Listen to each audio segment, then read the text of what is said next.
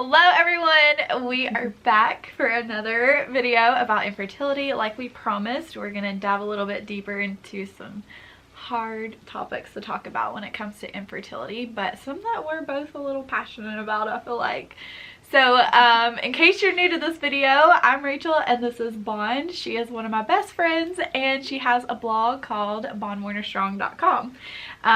Just like the last time, she'll have a link to a blog post and I'll have it down in the description below where she's going to write a little bit more about this topic. So let's go ahead and get into it. So I think one of the biggest things when you first, when you are on this journey and you start, I don't know, when you're in the infertility journey, you think you're alone, and you're not. So we have a stat. What is it? 1 in 8 couples in the U.S., I don't know about like the world statistics, but in the U.S. struggle with infertility. So that's 1 in 8. Think about the people at your work. There's 1 in 8 of you all that are probably struggling with infertility, and I would guarantee that a lot of people don't know it. And that kind of gets us into what we're going to talk about. Infertility is not something I feel like a lot of people are comfortable talking about. Maybe don't want to talk about it. I think it's kind of almost like an oxymoron for me because I enjoy making these videos and talking to people that are going through it, but I don't necessarily want to talk about it with like my coworkers or like, you know, everybody. It's just a personal topic. And something that I feel a lot of people don't really understand unless they've been through it. And actually, I wanted to mention, in my TTC journey video, I think at one point, one of the months, I had said, like, one of my friends was going through it, and I regretted how I, like, handled the situation. Because to me, I was like, oh my gosh, it's been a year, like, you'll get pregnant, don't worry about it, like, it'll happen. And, like, now knowing and being in it, like those comments are so insensitive and so tough, and this was my friend that I did that to. So I felt terrible about it, but I think it just opens the conversation about different things related to that. So okay, you wanted to start with the school system. Tell us about the school system. Yes, so this is one of my things I get fiery about when I talk about infertility. So in sex ed, it is drilled into us, because they're trying to avoid teen pregnancy, which is good, that basically, they don't flat out say it, but it's, what's the word? It's implied that you will get pregnant basically the first time you have sex. Yes. Don't you think? Yes. Did you feel that way? Because they're trying to scare you. Yes, they're trying to scare you. Yeah. So it's drilled into your brain that that's how it works. And it doesn't work that way. Not for everybody. No. And that kind of like, I think about that a lot because I'm like, do you understand like ovulation and how people are tracking their ovulation, and like you only have like this simple, like, or this small window of time, and like, I mean, it's a miracle that these people get pregnant the first time, but it's also, I mean, it's kind of inaccurate. Well, now we're not telling people to go out and just, you know. No. We're not advocating for that. We believe in sex ed. Yeah. But I think that it's made us take for granted the fact that we could get pregnant or have kids. And that's something that I tell, I mean, when my friends ask me, because I was one of the first of our friends to get married. And when people have asked me about, you know, our journey to have a baby or anything like that, the one thing I say is don't take for granted that you can get pregnant. But like, that's the only advice I give people. And because say you don't think you're going to be ready to have a baby until you're 30, you think, well, I'm going to have a baby when I'm 30. Well, it might take you 5 years. It might take you 2 months to get pregnant. So just keep that in mind when you're making decisions about it. Yeah, and I think when I first got married, me and Tyler did marriage counseling. That was like one of the things that we talked about during our marriage counseling. I had that mindset of like, well, if I'm not ready, like, I can prevent it. Opened my eyes to the fact that, like, Father Kevin kept telling us, like, you, like, when you get married, that child is your gift from God. And, like, if he, like, that is one of the gifts of marriage, is having a child. And when I think you look at it like that, it definitely changed my mind, I guess I could say. I think going back to like just being insensitive and the comments, and like people just don't understand it. And I mean, I'm not like mad at these people, like I get it, they haven't been through it, they don't understand, but I think just as if people could just be more self-aware of like what people are going through. And it's not even fertility, like every person is going through something, and it's just granting them that grace and having respect for them. Like I think asking, I think it's different in saying, do you have any kids, when it's like, oh, when are you gonna get pregnant? Like, you've been married a year, when are you gonna get pregnant? And you're like, you know what, I wish I could. Like, I wish I could make that decision. And it's hard. Like, I think at the first part of it, I was like, when we were first married and people were asking, because they just start as soon as you get married, I was like, I don't know, we'll see. And then once we started having problems and stuff, I was like, well, whenever God blesses us with one, or whenever God lets us have one. And then I got to the next phase, and I'm like, shut up. And now I'm just like, I don't know. And then it's just hard, and it's hard not to get worked up on it. So I went through that too. Yeah. People asking and having to, kind of field those questions. But I think there needs to be a conversation with, or kind of a national conversation about how you talk to people about fertility. And one of the things is, I think you don't talk to people about their fertility because it's their issue. And when I mean that, I don't mean like people are coming up to you asking like super personal questions or anything. But when someone comes up to you and says, when are you planning on having kids? That's about your fertility and your own personal business, and unless you share that, you shouldn't have to listen to someone bring that up. Right. I do think that, I know that babies are like, obviously, like, it's just a big, people love babies, so it's like, and like, it's natural to wonder that. Like, it's natural for parents to want grandkids and things like that, but there's a way to talk about it that doesn't, that isn't insensitive to the person that you're talking to, I think. And I don't really know what that is. But I just know there's got to be a better way than what we're doing right now. For me, I think it's like, if I don't like bring it up, like, let's just not talk about it. Like, if I'm not like, I don't know. Like, I think it's different depending on the relationship you have with the person. Like, I mean, if my mom were to ask something and I didn't want to talk about it, I could just tell her, like, I don't want to talk about it. Yeah. But like, when it's a random person and they catch you off guard, like, in front of a bunch of people, and you're just like, I don't know, it's just insensitive. I don't know. Well, I would say that family's probably like the #1 people that'll pressure you to have children, like, they're the ones that are like, I want a niece or nephew, I want a grandbaby. Like, obviously you want that, but I think like, if you don't know that someone's in the thick of it and they're like going through that can be a major trigger. And it is for me, and I hate that. Like, it makes me upset that that's how I get and feel, but it's just the way it is. Going into our next topic we were going to talk about, I've kind of talked about this a little bit, and it's jealousy. And I hate to even say that it's jealousy, because I mean, I guess you could say it is, but I don't think it is. You don't think it is? No. Okay. I think like my feelings I would say like, I would consider it jealousy, but I don't think that's really what it is. You know what I mean? I think it's more than that. And what I mean is, like, when you are, like, your friend is pregnant, or somebody you've been trying for so long, and somebody, like your sister or somebody, gets pregnant, and you want to be so happy for that person. You are so happy for that person, but these feelings and emotions come over you, and you're like, I get angry, and I hate it, like, I get mad at myself. I don't know.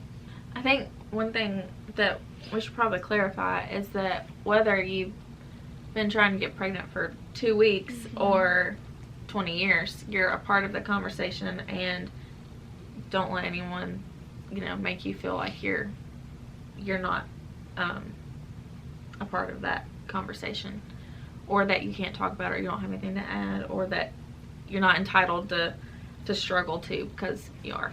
That is true. Like, I get people that send me messages on Instagram and they're like, I know you're probably rolling your eyes, we've only been trying for 3 months, but it's like so hard. And I'm like, no, I was there. 3 months was when it started to get really hard. Like, we understand. I think the problem of just it taking long and like the hope is kind of hard, but I think the jealousy part is the hardest for me. That was the hardest part for me too. And I remember I was telling you this story the other day. So it had been about 10 months, and my really good friend from college, she called me, and I was driving home, and I was by myself. My husband was away for the week, and she said, I have something to tell you. And she hadn't been trying to get pregnant or anything, and she said, I'm pregnant. And I honestly, my first reaction was happiness. Right. And I was genuinely happy. Like, no, I don't think anyone cannot feel like be excited for someone to have a baby. It's a baby coming into the world. But then after that, I was really sad and upset. Because you want that. And yes. It's not that I was jealous of, like, I would never, like I wouldn't want anyone to go through that. And I would never, like, want that joy to be taken away from somebody. But it just reminded me of what I didn't have. Yeah. It wasn't that I wanted her to not have it. It was that it reminded me of what I didn't have.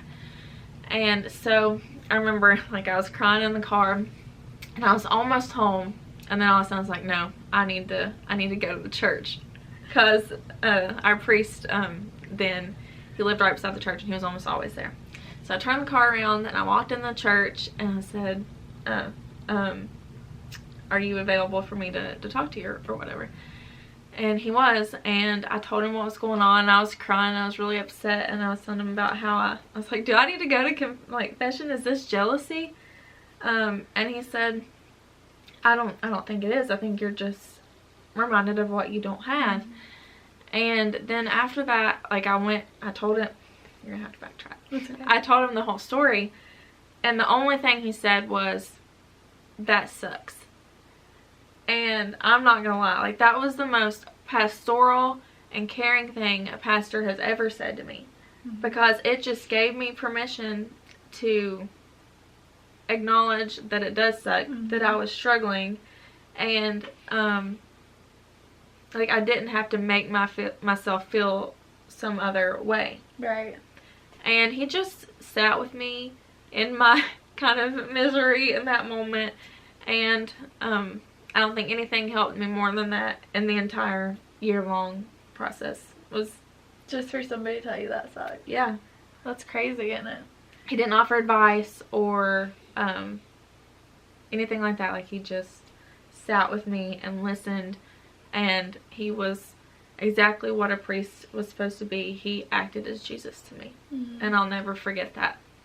And, you know, maybe that's like a lesson to be learned for everybody. Like, if you do know that you have a friend that's going through that, and maybe you haven't been through that situation, it's not that you're there to fix their problems. It's kind of like what we've learned in our small group. Yeah. It's just being there for them and supporting them, and letting them, if they want to talk about it, let them talk about it. But, like, you don't have to fix it. I've said this before, but it's kind of like, I told myself, and I've told people this, I wonder what you think about it. Like, I just tell myself, like, it's almost like you're giving yourself grace to just feel it. Just feel the emotions, acknowledge that they suck. But, like, I kind of have to separate myself from the situation. And I'm not saying I'm not there for that person when they're, like, in the most joyous time of their life. Like, I'm there for you, but I can't emotionally, like, be in situations that trigger me, because it just makes, I mean, you wouldn't want to be with me if I'm like that, you know? Like, it's hard for me to be happy when I'm also dealing with other things, you know? But, and I hate to be like, you know, and then that's how I get back, and then I, like, my other side of my brain's like, stop feeling like that, like, they want it just as bad as you. And then, but I just think it's something that you do have to just give yourself grace and be like, I just have to step away for a minute because I can't handle it right now. Yeah, and there's a difference between acknowledging that it sucks and then wallowing in it and letting it consume you, and not being able to live a a happy, productive life. Mm-hmm. I think there's a balance, acknowledging your suffering and learning to live with it, and knowing that good can come of it. Mm-hmm.